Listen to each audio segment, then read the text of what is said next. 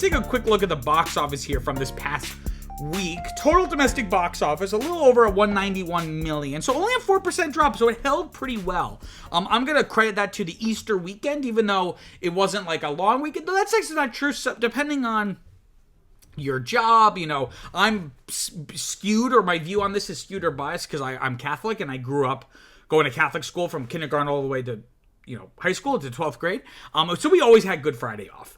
But I don't know if that's really a thing. I mean, I didn't have that day off for work now, but my boss also only gives us only the federal holidays off. But maybe people were going to the theater. And clearly that kind of helped maintain this box office lead. And as you can see here, some films actually had a bump, which is really interesting. But let's talk about the biggest new movie here, Sinners. This is the Ryan Coogler, his first original film, right? Because Fruitvale Station is based on a true story, and then Creed is a franchise film, Black Panther, things like that. So critics and audiences seem to really love this, as you can tell from the Rotten Tomatoes tomato meter and popcorn meter.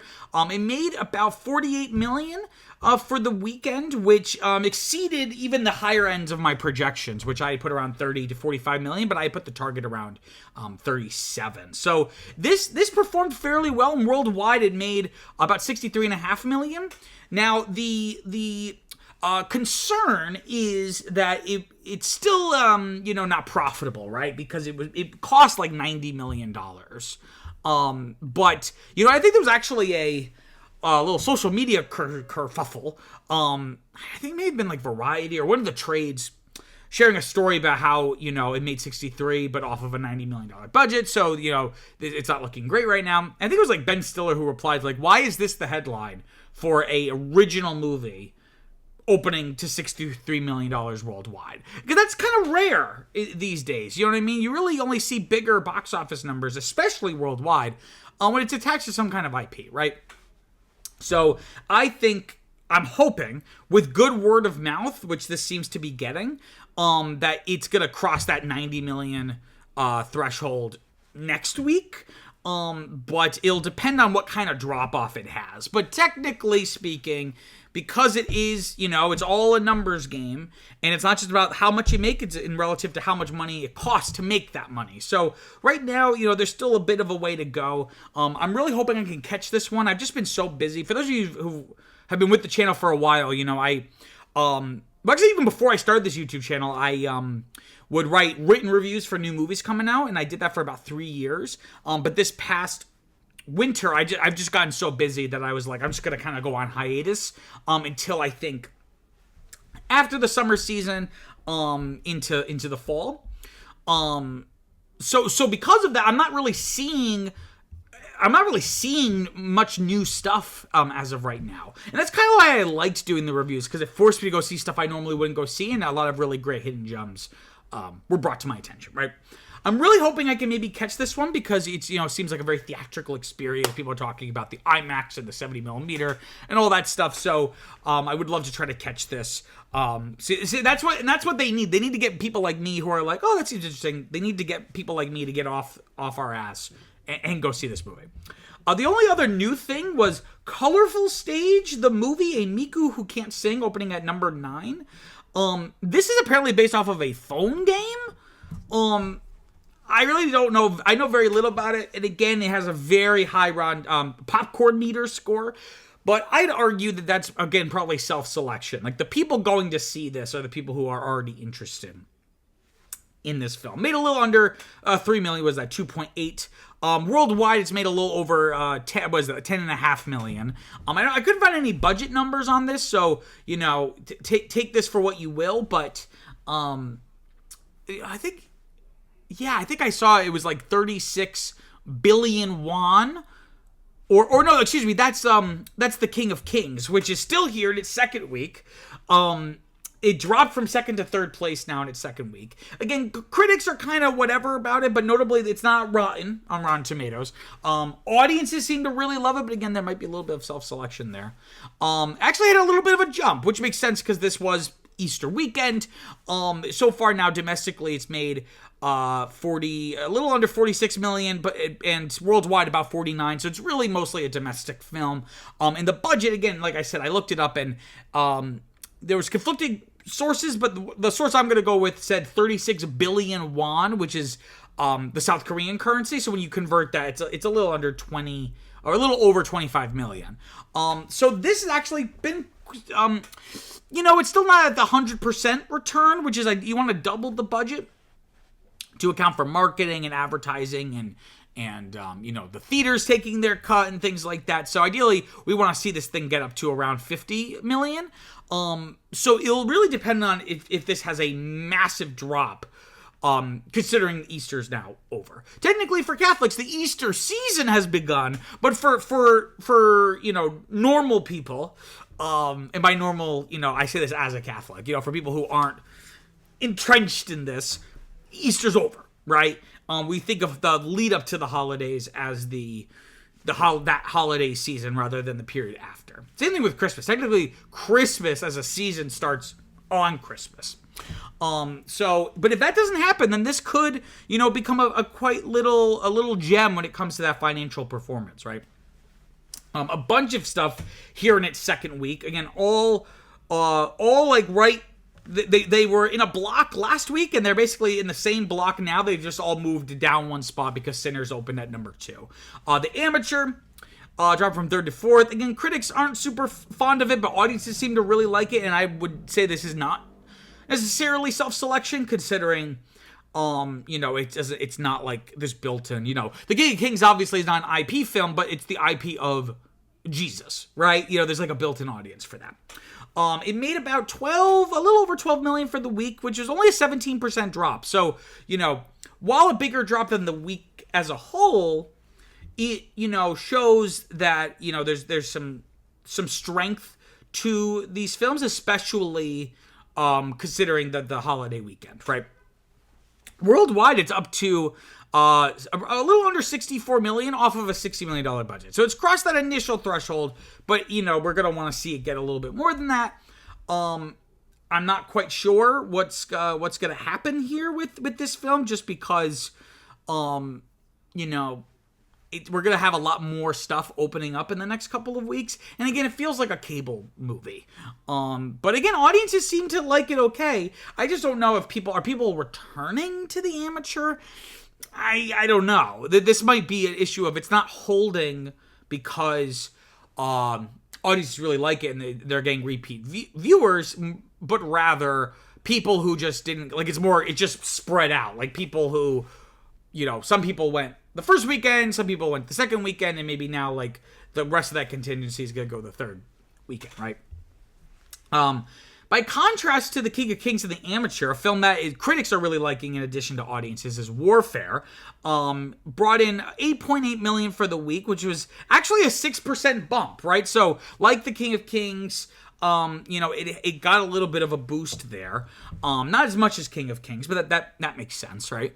Most of this is domestic, right? So if you see domestically, it's paid 17.1, and this is worldwide 17.5. Off of a $20 million budget. So it's still technically in a negative zone here.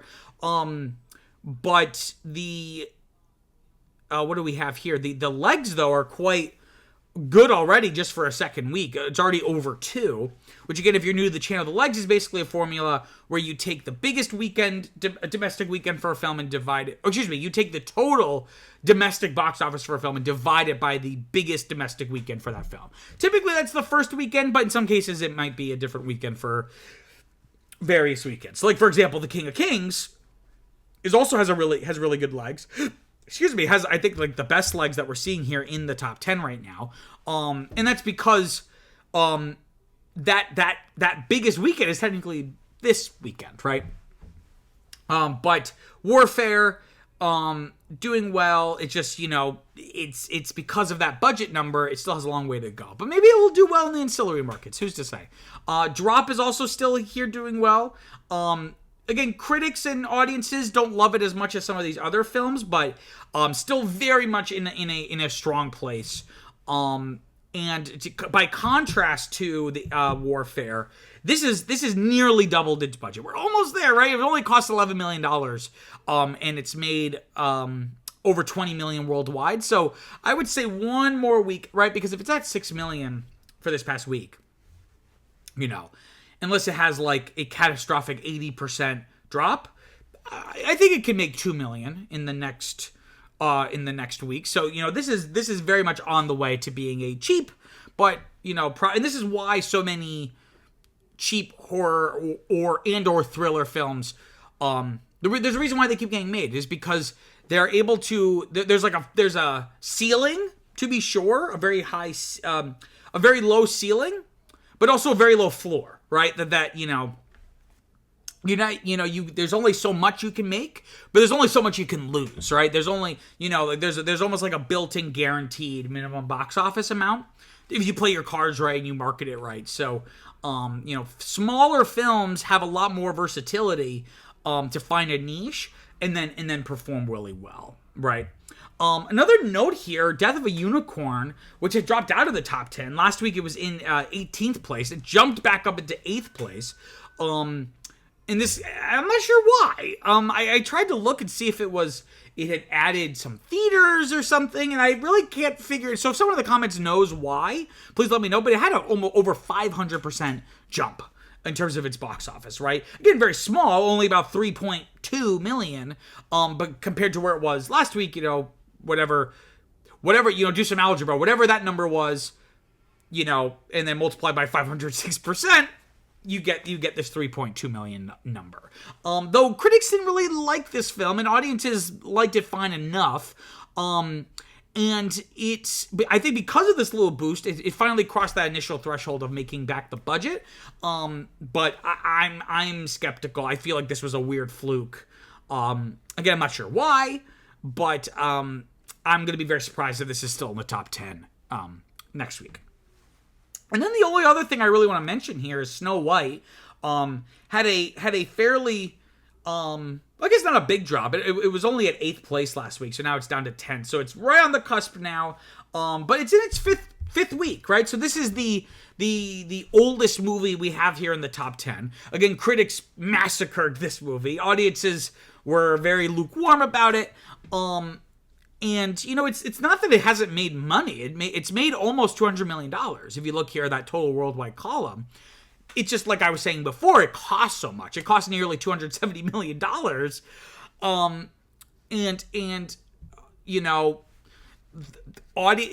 The quality isn't good enough to get people really coming or even coming again to the theater. But also, I feel like it was a misfire because Snow White is not really a strong brand. It was a concerted move. If you notice, there's no direct-to-video sequels for Snow White. Like every other Disney princess got some other ancillary media. This is really the only time that Snow White has had any kind of follow-up, spin-off, remake, reboot in the Disney mold. I mean, of course, there have been like public domain adaptations of the original Brothers Grimm fairy tales. So, and I think the reason why they did that was because it was so sacrosanct. It was the first feature film from Disney. It was Disney's, big achievement. Improving animation was not just for dumb, short, comedic cartoons, but can actually be artistic. So I think there was a concerted effort by Disney as a company to like leave it alone. But then the downside to that from a business perspective is that the brand has kind of withered, like it's you know what I'm saying, that there's not a lot of participation in there's no Snow White fandom.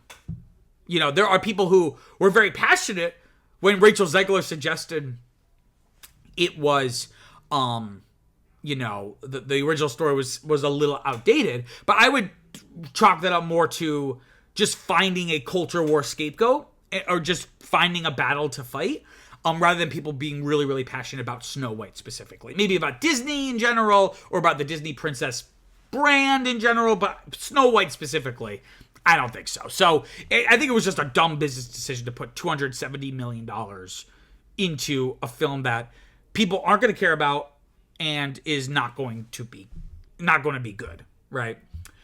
So looking ahead to the upcoming weekend, we have The Accountant 2. This is the sequel to The Accountant, which I forget when that came out. I think I was in college when that came out. And it's basically about the franchise. I guess now it's a franchise, right? About an autistic accountant who I guess becomes like a John Wick type person, I really don't know much about it, but this sequel now, almost like a decade later, because I think it was like early when I was in college, and I started NYU in like 2015 or something. This is projected to make around 18 to 35 million. I'm going to put the target around 27, a little bit closer to that upper end. Ben Affleck is a big star.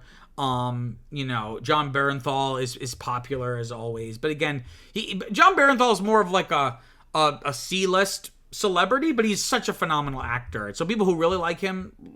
So, obviously not huge numbers like we saw with something like Minecraft or even now Sinners, but definitely a beefier opening that we've had over the past couple of weeks, right? And then we also have the 20th anniversary re-release of Star Wars Episode 3: Revenge of the Sith. This is exciting. This is the film that made me want to make movies. It was the movie that made me want to make movies. I'm actually going to be, me and my fiancée Vivian are going to go see it for this release this weekend. But we're going to go see it in 4DX. So I've never seen a movie in 4DX. And then when I saw this was in 4DX, I was kind of like, well, I've never seen a 4DX movie. I've seen this movie a million times. So let's do this to make it kind of fun and interesting. So this is projected to make around 13 to 20 million.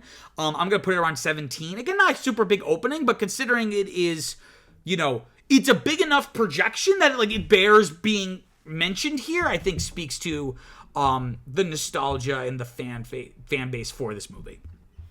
And then we also have Until Dawn. This is the film adaptation of the Sony PlayStation video game, which essentially was like one of those choose your own adventure visual, playable movie games.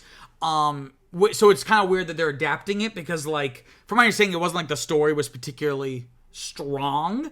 What kind of made it interesting was the variability of your playthrough. This is projected to make around 6 to 12. I'm going to put it around 8. Kind of on the lower end of things. It'll really depend on the quality of the film, but I feel like the thing about Until Dawn, again, I say this as someone who hasn't played it. It's the idea is that it's like presented as like a very generic Hollywood horror film, cheap horror film. But what makes it interesting is the fact that it's a game, and it's like your player agency and choices lead to certain characters living or dying or surviving or getting killed, right?